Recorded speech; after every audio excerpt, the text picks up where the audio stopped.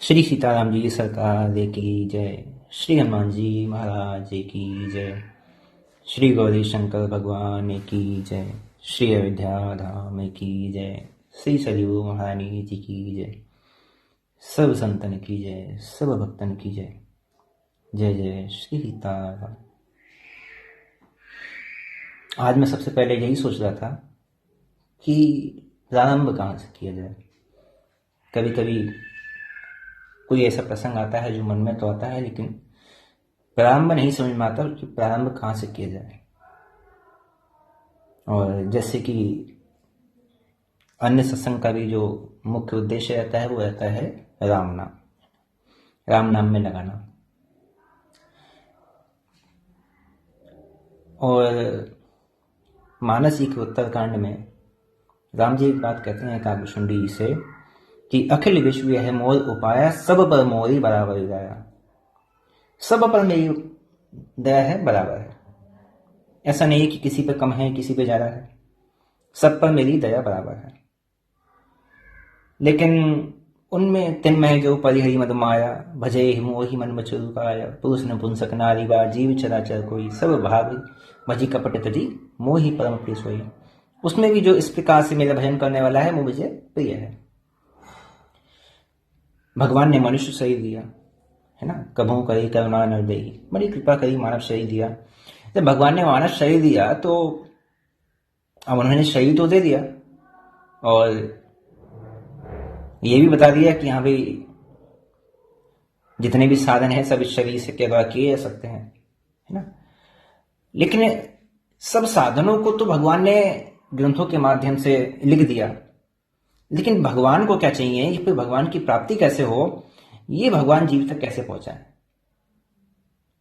प्रारंभ में भगवान को है राम जी को अपने नाम में लगाने के लिए बड़ा प्रयास करना पड़ता था कि भाई किसी प्रकार से किसी तरह ये लग जाए, और सामान्य स्थिति में नहीं, जैसा वो चाहते हैं उस स्थिति में। शंकर जी तो प्रारंभ से ही राम राम करने वाले हैं। तुम अपनी राम राम दिन राती, सागर जपहूं अनंग राती। और उन्हीं शंकर जी ने फिर प्रयास किया कि माता सती को भी नाम में लगाया जाए, जिन नाम के प्रति, राम जी के प्रति जो संदेह हो गया है इसको दूर किया जाए। अब यहां से भगवान की लीला प्रारंभ होती है कि भगवान को भी अपने नाम में भक्त को लगाने के लिए कहां कहां कितने कितने जतन करने पड़ते हैं। जब सब प्रकार से प्रयत्न करके भगवान शंकर हार गए तो शंकर जी ने कहा कि ठीक है, यदि तुम्हारे मन में बहुत अधिक संदेह हो रहा है तो कने जाई परीक्षा ले लो, तो परीक्षा लेके देख लो। यदि तुम्हारे मन में संदेह है कि ये भी भगवान है कि नहीं है, ब्रह्म है कि नहीं है, तो तुम जाके परीक्षा ले लो। तो सती जी परीक्षा लेने के लिए तत्पर हो गई। शंकर जी का कहना नहीं माना तो परीक्षा लेने के लिए तत्पर हो गई। परीक्षा लेने के लिए पहुंची, सीता जी का स्वरूप बना लिया, भगवान तुरंत पहचान गए। अब मन में बड़ा क्षोभ हो रहा है, क्या करें, है ना। और मन में तो क्षोभ है कि शंकर जी का कहना नहीं माना, मैं शंकर का कहा न माना, निज अज्ञान राम पराना। और शंकर जी से कुछ कहते भी नहीं बनता। क्यों? क्योंकि हृदय अधिक संताप, मन में बहुत अधिक खेद है कि पहले शंकर जी ने कहा और हम जिद करते रहे, हमने उस समय सुना नहीं, माना नहीं। तब मन ही मन राम जी को स्मरण कर रही हैं, भगवान तो सत्य संकल्प है। तो भगवान ने वहां पे सती जी को अपने स्वरूप का थोड़ा सा बोध करवाया, क्योंकि आगे की लीला भी तो करवानी है ना। पार्वती जी को राम नाम में लगाना है, आगे की लीला करवानी है। तो वहां पे भगवान ने बोध कैसे करवाया, अब जहां पे भी सती जी जा रही मार्ग में, आगे की ओर पीछे की ओर, सब जगह उनको भगवान राम जी का दर्शन हो रहा है। जहां जा रही हैं उसी ओर उनको श्री सीताराम जी का दर्शन हो रहा है। फिर चित पापा छे प्रभु देखा, सहित बंधु श्री सुंदर वेशा, जह चित वही तह प्रभु आसीना, से वही सिद्धि मुनीश प्रवीणा। और भगवान का ये अब ऐश्वर्य उनको दिखाई देने लगा। देखे शिव विधि विष्णु अनेका, अमित प्रभाव एक थे का, क्योंकि ये सब उनके ही तो अंश है ना। शिव विधि विष्णु, विष्णु जी हो गए, ब्रह्मा जी हो गए, शंकर जी हो गए, सब भगवान ने दिखाया कि देखो, जीव समझता है कि हम इनका भजन करते हैं, हम इनका भजन करते हैं, इनका भजन करते हैं, लेकिन मैं सबसे परे हूं, मैं इनकी कोटि में नहीं आता, मैं इनकी कोटि में नहीं आता। ये कहां है? बंदत चरण करत प्रभु सेवा, ये सब तो मेरे सेवक हैं, ये सब मेरी सेवा करने वाले हैं। बंदत चरण करत प्रभु सेवा, और एक नहीं है, विविध वेश देखें सब देवा, एक नहीं है, अनेक हैं। इंद्र हैं तो लाइन से इंद्र ही इंद्र बने हुए हैं, लगे हुए हैं सब। विष्णु जी हैं तो लाइन से सब विष्णु जी खड़े हुए हैं, है ना। शंकर जी हैं, ब्रह्मा जी हैं, तो सब लाइन से वही खड़े हुए हैं। अब ऐसा नहीं है कि एक को आपने देखा तो दूसरे को पहचान नहीं पाओगे। सत्य ने सहित सकल सुर देखे, और देखे सकल अनेक प्रकार से देखे।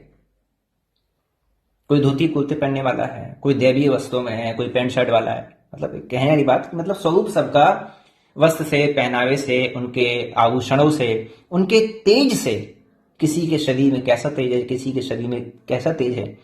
कोई 2 भुजा वाला है, कोई 4 भुजा वाला है, कोई अष्टभुजा वाला है, कोई 2 मुख वाला है, 1 मुख वाला, कोई 8 मुख वाला, कोई 10 मुख वाला, कोई सहस्त्र मुख वाला है।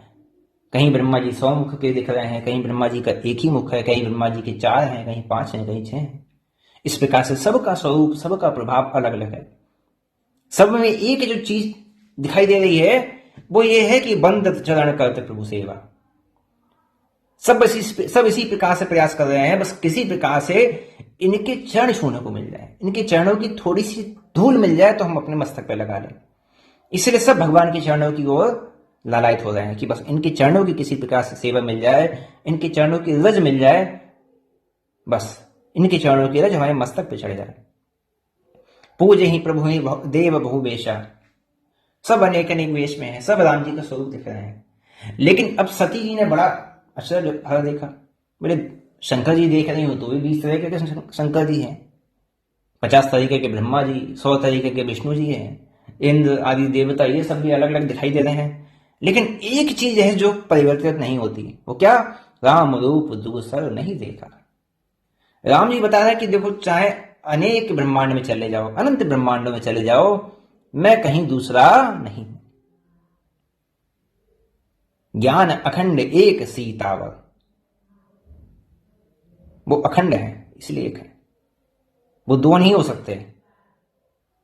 अब जाके सती जी को समझ में आया कि निज अज्ञान राम पराना, मैं तो बहुत बड़ी अज्ञानी हूं, मैंने जो इन्हें समझा ये तो उससे भी परे है। मैंने इन्हें क्या समझा था? मैंने ये थोड़ी समझा था।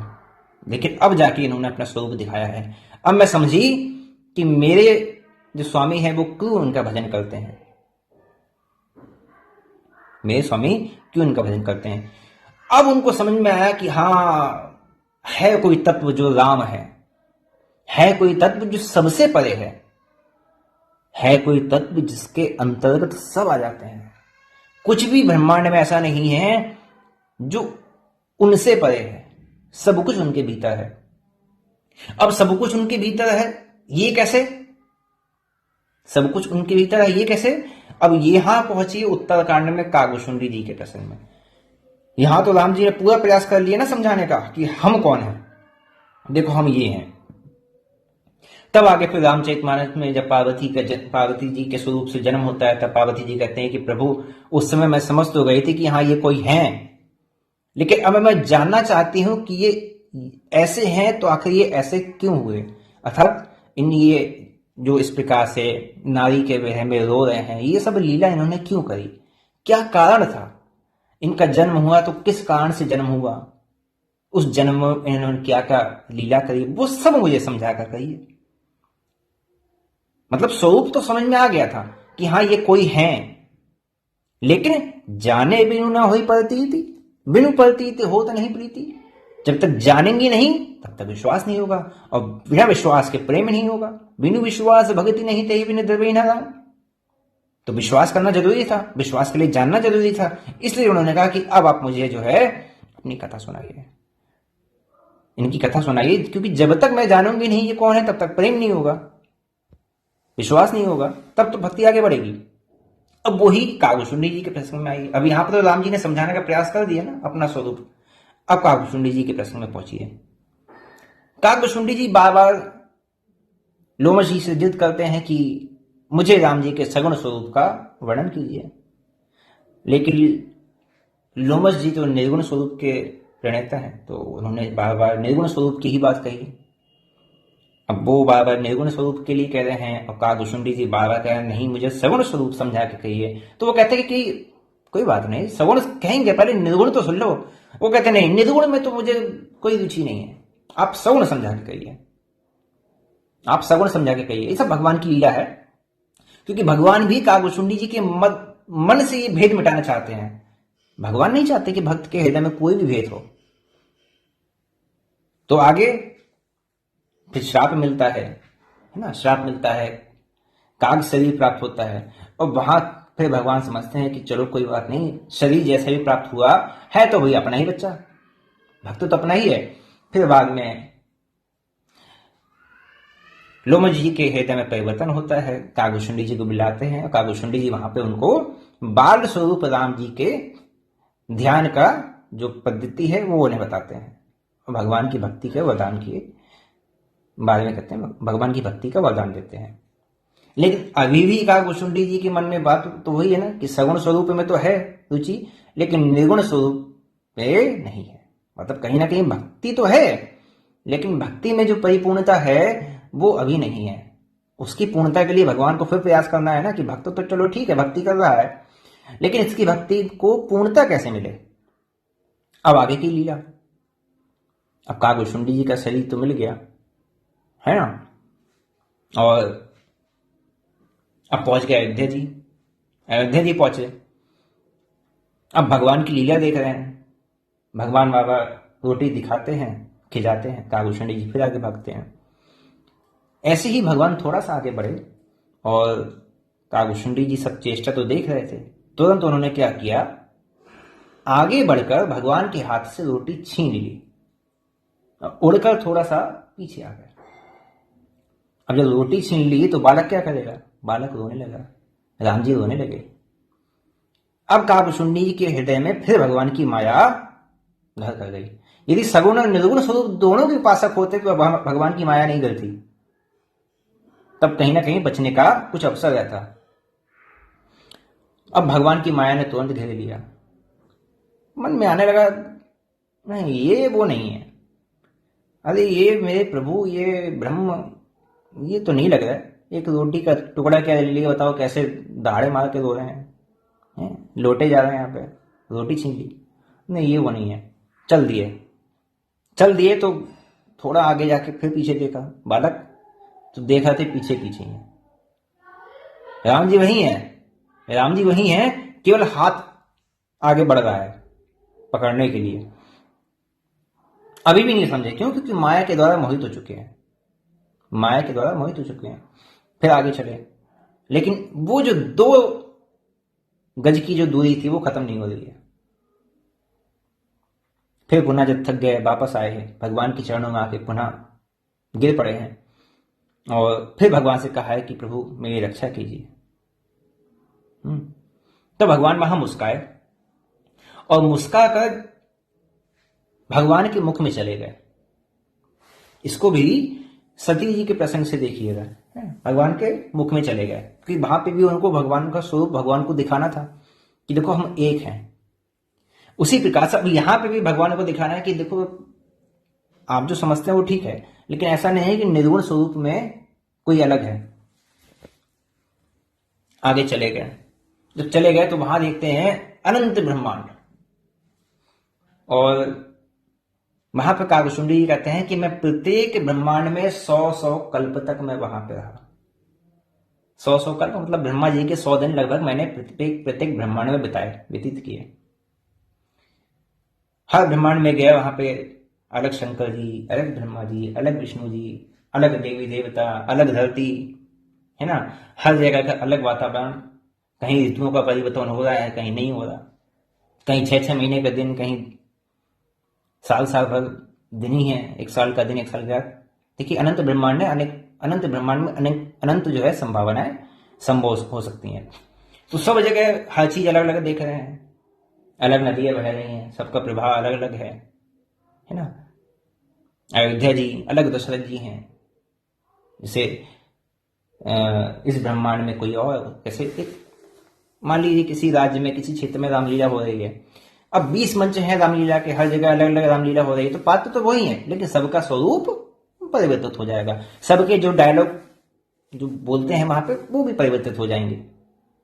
तो उसी प्रकार अनंत ब्रह्मांड में अनंत संभावना है, अनंत ब्रह्मांड में घूम रहे हैं, हर जगह जा रहे हैं तो सब जगह भिन्न दिख रहा है, लेकिन हर ब्रह्मांड में एक चीज उन्होंने साफ साफ देखी, वो क्या कि भाई राम रूप दूसरा नहीं देखा।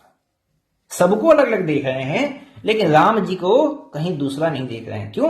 क्योंकि ज्ञान अखंड एक सीता, एकमात्र अखंड वही है, बाकी सब परिवर्तित है। कोई आज है कोई कल नहीं रहेगा, कोई कल है तो परसों नहीं रहेगा, सब आने वाले हैं सब जाने वाले हैं, कोई भी स्थिर रहने वाला नहीं है। कहते हैं कि ब्रह्मांड में पहले कुछ नहीं था, पहले कौन थे? केवल राम जी। राम जी भी कैसे थे? जैसे वायु है, हर जगह व्याप्त है लेकिन अदृश्य है, उसी प्रकार भगवान थे। शंकर जी एक जब वरदान की बात कहते हैं तो वहां पे यही तो कहते हैं, जब सभी देवी देवता बहुत अधिक दुखी होते हैं रावण के अत्याचारों से, माता पृथ्वी जाती हैं देवी देवताओं के पास, फिर सब ब्रह्मा जी के पास, सब फिर जब सब जाते हैं शंकर जी के पास, फिर सब ब्रह्मा जी के पास, फिर सब वहीं विचार चलता है क्या करें क्या करें क्या करें। तब वहां शंकर जी कहते हैं हरि व्यापक सर्वत्र समाना। जैसे वायु है ना, वायु कहीं कम ज्यादा नहीं है, उसी प्रकार जो भगवान है वो सर्वत्र व्याप्त है, ऐसा नहीं कि कहीं ज्यादा हो गया कहीं कम हो गया, हरि व्यापक सर्वत्र समाना, वो प्रत्येक ब्रह्मांड में समान है। क्यों? क्योंकि उनमें कहीं पे भी परिवर्तन नहीं हो सकता। जैसे किसी ब्रह्मांड में ब्रह्मा जी 5 मुख के हैं, किसी ब्रह्मांड में 20 मुख के हैं, लेकिन भगवान में परिवर्तन नहीं होगा, वो जैसे हैं। अगर किसी ब्रह्मांड में भगवान यदि 5 वर्ष के बालक हैं और 5 वर्ष का बालक 2 फीट का है तो वो 2 फीट के ही सारे ब्रह्मांड में होंगे, वो 2 फीट आधे इंच नहीं होंगे, क्योंकि वो एक हैं, वो एक हैं और एक ही सब जगह दिखाई देते हैं, उनमें दूसरा नहीं है। अब कागभूषुंडी जी सब कुछ देखते हैं, फिर जब वहां राम जी के पास पहुंचते हैं तो कहते हैं प्रभु रक्षा करो, तो वहां पे फिर भगवान के फिर मुख से बाहर आ जाते हैं। अब वो देखते हैं कि इतने ब्रह्मांड में घूम लिया, इतना मैं जो टाइम मैंने सब व्यतीत किया, वो सब समय भी क्या है? वो सब समय भी केवल और केवल माया है। मैं 100 कल्प तक रहा, एक कल्प की एक समय अवधि हुई कितनी लंबी होती है, मैं 100 कल्प तक रहा, वहां मेरी मृत्यु नहीं हुई, भूख नहीं लगी, प्यास नहीं लगी, जहां जा रहा हूं सब जगह जा रहा हूं, घूम फिर रहा हूं, कुछ नहीं। और जहां जब निकल के आया तो फिर वहीं, जहां तक फिर वहीं निकल के आ गया। मतलब जो समय है ना, जो दिख रहा है, ये भी केवल माया है, भगवान से परे कुछ नहीं है। राम जी ये अपने भक्तों को दिखाना चाहते हैं कि देखो मुझसे परे कुछ नहीं है, जो समय की गणना है ये सब भी इसी के अंतर्गत है। इसलिए जब लक्ष्मण जी को समझाते हैं तो वहां लक्ष्मण जी से बिल्कुल स्पष्ट करते हैं कि गो गोचर जह लगे मन जाए, सो सब माया जाने भाई। जहां तक तुम्हारी बुद्धि जा रही है, जहां तक तुम्हारा मन जा रहा है, जहां तक तुम्हारी इंद्रियां सोच सकती हैं, सो सब माया जाने वाली, वो सब माया है, माया के अतिरिक्त तो कुछ है ही नहीं। अब एक भक्त को सगुण से निर्गुण में लगाने के लिए, सगुण स्वभाव को निर्गुण में परिवर्तित करने के लिए माता सती को राम जी के स्वरूप से, फिर बाद में फिर माता पार्वती के स्वरूप में, फिर उनको राम जी का पूरी लीला का ज्ञान करवाने के लिए, मतलब एक व्यक्ति को अपने में लगाने के लिए भगवान को कितना प्रयत्न करना पड़ता है। मतलब कागभूषुंडी जी को निर्गुण स्वरूप का ध्यान करवाने के लिए भगवान ने कितने पाप ले, हर प्रकार की लीला करी। फिर माता सती को देखिए किस प्रकार से लीला हुई, सब चीज हुई ना। ये क्या किया गया एक भक्त के लिए। उसके बाद फिर कागभूषुंडी जी को जब वरदान देते हैं तो वरदान में भी वहां पे स्पष्ट कहते हैं कि मेरे निर्गुण और स्वरूप दोनों स्वरूपों को तुम जान जाओगे। सगुण को तो ठीक है लीला के माध्यम से जानते हो, लेकिन मेरे निर्गुण स्वरूप को भी तुम भली बात ही जान जाओगे। क्यों? क्योंकि फिर ये जो आने जाने का क्रम है ना, ठीक है शंकर जी के वरदान से तुम्हारा शरीर छूटता है, कष्ट नहीं होता, वो ठीक है, लेकिन ये जो आने जाने वाला क्रम है ना तुम्हारा, ये तुम्हारा क्रम समाप्त हो जाएगा। क्यों? क्योंकि तुम मेरे स्वरूप को यथार्थ रूप से जान जाओगे, और जब मेरे स्वरूप को यथार्थ रूप से जान जाओगे तब ये जन्म मृत्यु का चक्कर है ना, तजो तन निज इच्छा मारना, तब ये तुम्हारे फिर अंतर्गत हो जाएगा। फिर तुम्हारी जो मृत्यु है ना वो तुम्हारी इच्छा के अंतर्गत हो जाएगी, है ना। तजो तन निज इच्छा मारना, अब तुम्हारी इच्छा नहीं है तो मत मरो, अनंत ब्रह्मांडों में अनेक समय तक अनंत कालों में इसी प्रकार विचरते रहो, क्योंकि इच्छा नहीं है, भजन की इच्छा है। तो वही राम जी के यदि स्वरूप को भली भांति प्रकार से जान जाओगे और भली भांति के प्रकार से उनका भजन करने लगोगे, तो वही स्थिति है कि तजो न तन निज इच्छा मरना। जैसे कई संतों के चरित्र में भी हम लोग सुनते हैं कि उन्होंने 125 वर्ष 140 वर्ष के बाद समाधि ले ली। क्यों? क्योंकि वो कहते थे कि मृत्यु मुझे नहीं आ सकती, मृत्यु मेरे नियंत्रण में। कई संतों के चरित्र में ऐसा आता है। तो वही है कि भगवान के उस स्वरूप को जानते हैं, उस स्वरूप से भगवान का भजन करते हैं, इसलिए वो काल की जो गणना है, काल की गणना से परे हो जाते हैं। अब एक भक्त को भगवान को लगाने के लिए इतना प्रयास करना पड़ा, लेकिन ये सब योजना कहां से चली? माता सती, फिर पार्वती जी, फिर पार्वती जी से रामचरितमानस निकली, और रामचरितमानस में भगवान के उसी स्वरूप को भगवान ने शंकर जी के माध्यम से, फिर गोस्वामी जी के माध्यम से जन सामान्य तक पहुंचाया कि देखो ये हैं हम ये हैं। और वही स्वरूप को, जिसके लिए राम जी को इतना प्रयास करना पड़ा भक्तों को समझाने के लिए, है ना, उस स्वरूप को समझना आज हमारे लिए कितना सरल हो गया है, कितना सहज हो गया है। किसके लिए? किसके द्वारा? रामचरितमानस के द्वारा। रामचरितमानस शंकर जी की कृपा ही है राम जी के भक्तों पर। तो इस प्रकार से सहज रूप से राम जी के उस स्वरूप को हम सभी समझ सकते हैं। ठीक है, लगना नहीं लगना, भजन करना नहीं करना, भाव बनना नहीं बनना, वो बात अलग है, लेकिन भगवान के उस स्वरूप को तो हम लोग कम से कम समझ सकते हैं कि हाँ ये कौन है और ये किससे परे है। समय से, माया से, सबकी गणना से ये परे हैं, ये सबसे परे हैं।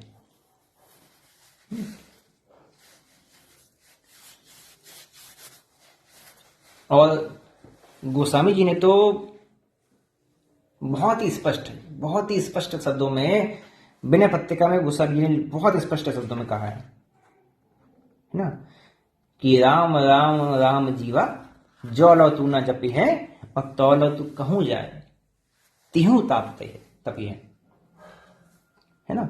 तो लो तू कहीं जाए, तब तक कहीं चले जाओ। जैसे कागभूषणी जी अनेक जन्म ले लिए, है ना, अनेक जन्म ले लिए कागभूषणी जी ने, और महाराज जी माता है कि हर जन्म में उनका शरीर शंकर जी के वरदान के प्रभाव से सरलता से छूट जाता था।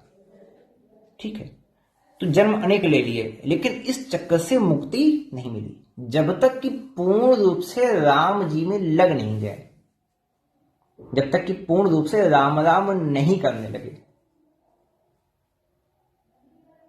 तो तौलो तो कहीं जाए तिहु ताप तक, जब तक पूर्ण रूप से समर्पित भाव से, समर्पित होकर, समर्पण होकर हम राम जी में नहीं लगेंगे, राम राम नहीं करेंगे, तब तक तिहु ताप तपे है। तब तक ये जो दैहिक दैविक भौतिक ताप है ना, ये जितने प्रकार के ताप हैं, ये सब हमें लगते ही रहेंगे। मन में क्या आता है? भजन करते हैं, प्रभाव नहीं होता। क्यों? क्योंकि जिस प्रकार से भजन में लगना चाहिए, जिस भाव के साथ भजन करने बैठना चाहिए, उस भाव से हम भजन में नहीं लग पाते। लगना कैसे चाहिए? कि राम नाम ही की गति जैसे जल मीन को, जैसे मछली को केवल जल की गति है ना, उसी प्रकार से राम जी के भक्त को केवल राम नाम की ही गति होनी चाहिए।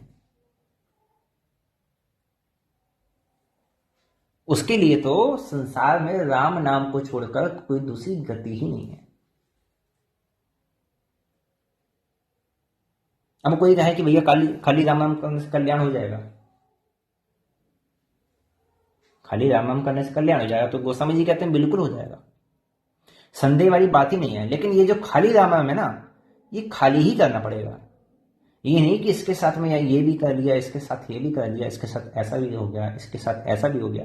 नहीं, ये खाली भी, ये खाली ही करना होगा। क्यों? शंकर साखी जो राखी कहूं तो जदि जी करो। गोस्वामी जी कहते हैं कि मैं तो शंकर जी की शपथ लेके कहता हूं, झूठ बोलूं तो मेरी जीभ गल जाए, इससे बड़ा प्रमाण और कैसे नहीं होगा। गोस्वामी जी स्पष्ट कह रहे हैं कि झूठ बोलूंगा तो मेरी जीभ गल जाए। मैं शंकर जी की शपथ खा के कहता हूं, झूठ नहीं बोलूंगा। शंकर साखी जो राखी कहूं तो जदि जी करो, है ना। अपनो भलो राम नाम ते तुलसी ही समझी परो। गोस्वामी जी कहते हैं कि जीवन भर की तपस्या, जीवन भर की साधना करके तो बस हमें एक ही बात समझ में आई, वो क्या कि अपनो भलो राम नाम ही थे। अपना जो भला है ना वो राम नाम से ही होगा। अच्छा, आपका भला राम नाम से हो जाएगा तो बाकी ये सब जो साधन कर रहे हैं बेचारे, धर्मशाला बनवा रहे हैं, मंदिर बनवा रहे हैं, प्याऊ बनवा रहे हैं, है ना, धर्म ग्रंथों के अनुसार जैसे जैसे साधन कहे गए हैं, पुण्य कहे गए हैं, ये सब कर्म कर रहे हैं, है ना, व्रत उपवास तपस्या, है ना, ये सब कर रहे हैं, यज्ञ कर रहे हैं, धर्म अनुष्ठान कर रहे हैं, ये सब क्या है, ये सब फालतू बेकार कर रहे हैं। तो गोस्वामी जी कहते हैं फालतू ही है, इसका कोई वजूद नहीं है, इसका कोई अस्तित्व नहीं है। क्यों? यह कलिकाल सकल साधन तरु। इस कलिकाल में चाहे जितने साधन कर लो, इस साधन को करने का कोई फल थोड़ी मिलने वाला है। यह कलिकाल सकल साधन तरु है श्रम फलिनी फलोसो। इनके फल में केवल इनको करने का श्रम ही हाथ लगने वाला है और कुछ मिलने वाला नहीं है श्रम फलिनी फलोसो। इसके फल में केवल श्रम ही हाथ लगेगा और कुछ मिलने वाला नहीं। जैसे किसी गड्ढे को खोदने पर उसके फल की बात कही जाए तो फल में उस गड्ढे को खोदने में जो शरीर में थकावट हो गई, जो पसीना टपका, वो ही उस गड्ढे को खोदने का फल है। तो इस कलिकाल में चाहे जितने साधन कर लो, अच्छे से अच्छे साधन कर लो। अब आप कहो कि हमारा 1 करोड़ रुपया खर्च हो गया इस यज्ञ में, हमारा तो बड़ा भाई पुण्य हो जाएगा, तो आप कहो कि बड़ा बढ़िया साधन होगा तुम्हारा कल्याण हो जाएगा, तो वो इस कलिकाल में संभव नहीं है। क्यों? है श्रम फलिनी भरोसे। इनको करने का केवल श्रम ही हाथ लगेगा, आपका केवल धन ही खर्च होने वाला है। कलिकाल में इन सब साधनों का कोई लाभ मिलने वाला नहीं है। क्यों? क्योंकि कलिकाल ने सभी साधनों को ग्रस लिया है। अपने राज्य में कोई दूसरे की चलने देता है क्या? अपने राज्य में कोई दूसरे की नहीं चलने देता, अपनी सब चलाते हैं, तो दूसरे की कोई क्यों चलने देगा? कोई क्यों कहेगा कि तुम इन सब साधनों को करो? हाँ, जो उसे दबा के रख सकता है उसकी ही चलेगी। तो कलयुग को दबाने वाला राम नाम है। कलयुग को दबाने की सामर्थ्य है वो केवल राम नाम में है, दूसरे में उसको दबाने की सामर्थ्य नहीं है।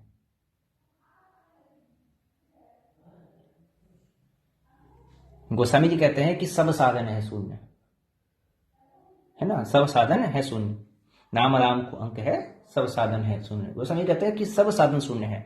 यदि केवल साधन का आश्रय लेने जाओगे, यदि केवल साधन करने जाओगे कि हाँ ला हम साधन कर लें, हमारा काम हो जाए, हम बढ़िया अनुष्ठान करवा लें, या हम बढ़िया कोई तपस्या कर लें, हम बढ़िया कोई तप कर लें, योग कर लें, आसन लगा लें, है ना, या हम पैसा खर्च करके गरीबों में भंडारा करवा रहे हैं, ठंडी के मौसम में कंबल दान हो रहा है, गर्मी में प्याऊ लग रहा है, जिसको घर नहीं है उसको घर बनवा के दे रहे हैं, मतलब ये सब भी करने के बाद गोस्वामी जी कहते हैं कि मिलने वाला कुछ नहीं है श्रम फल नहीं भरोसो। इनको करने का केवल श्रम ही हाथ लगेगा, इसको करके कोई लाभ है नहीं।